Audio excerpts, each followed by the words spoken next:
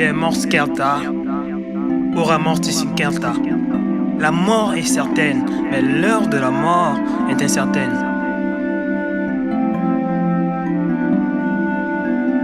Tu as assis pour père, il t'a des remords. Voyager pour déflaire le jour de la mort.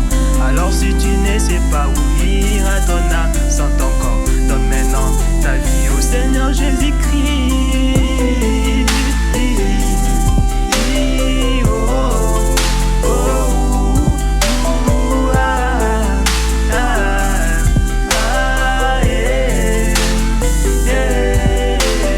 La vie sur terre commence par la naissance, ensuite s'en vient la croissance et à la fin la mort.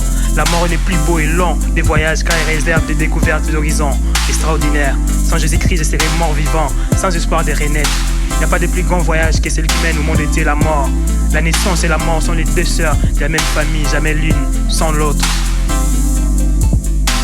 La mort n'est pas la fin ici de l'existence, oh, mais c'est le début de la vraie vie en évidence.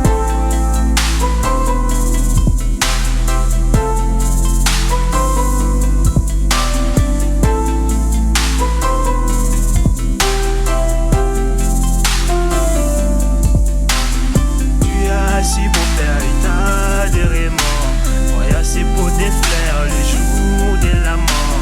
Alors si tu ne sais pas où ir à ton âme sans ton corps, donne maintenant ta vie au Seigneur Jésus-Christ.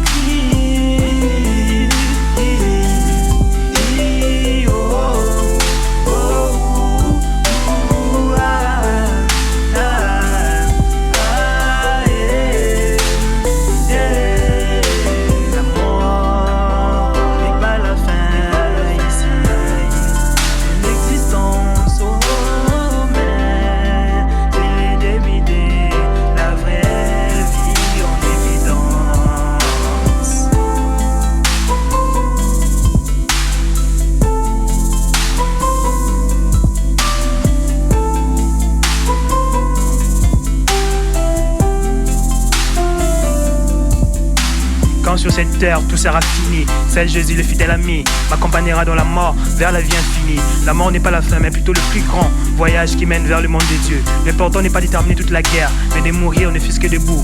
Le salut de l'âme est plus important que la parure du corps, car l'esprit rentre à Dieu et le corps retourne à la terre après la mort. Mais l'âme continue le parcours dans l'éternité pour toujours, car l'esprit rentre à Dieu et le corps retourne à la terre après la mort. Mais l'âme continue le parcours dans l'éternité pour toujours. Tu as assis pour faire état de remords, voyager pour déflaire le jour de la mort. Alors si tu ne sais pas où ir à ton âme sans ton corps, donne maintenant ta vie au Seigneur Jésus-Christ.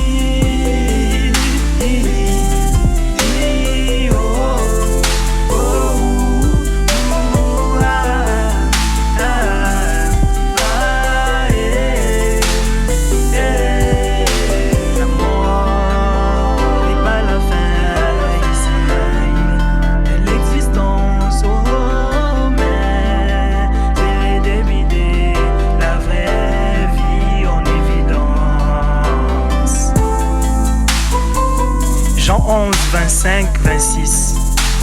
Jésus lui dit: je suis la résurrection et la vie. Celui qui croit en moi vivra, quand même il serait mort.